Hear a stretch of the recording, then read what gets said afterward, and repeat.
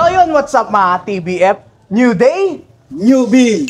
our video for today is another design presentation. Siyempre kasama natin si Sir Jerome. Boss, anong masasabi niyo sa activity natin for today?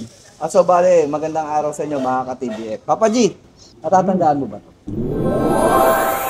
Pwede bang...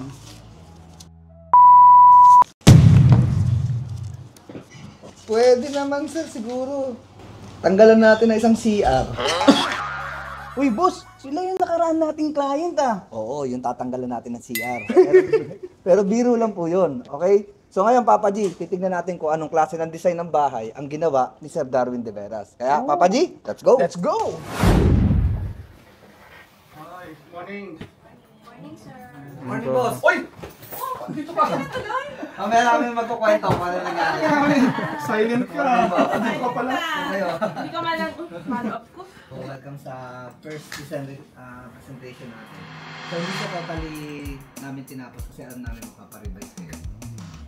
Magiging kasad na. So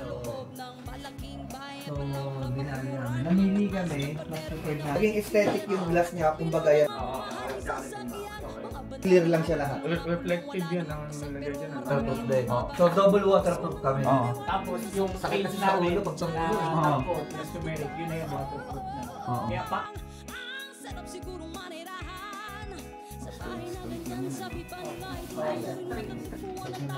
parang nausunod na.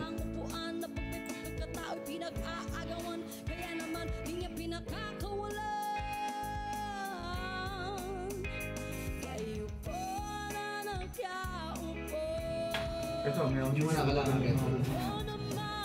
Pero ito basically, ito pa lang, mainit na yan. Mainit ito eh. Mainit na yan. Hindi makikita na may ilaw dyan pagbukas.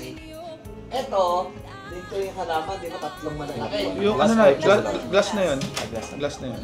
Kasi po wala pong surface sa pan. Pinag-usapan na natin kanina. Can you say about our design po? You like it?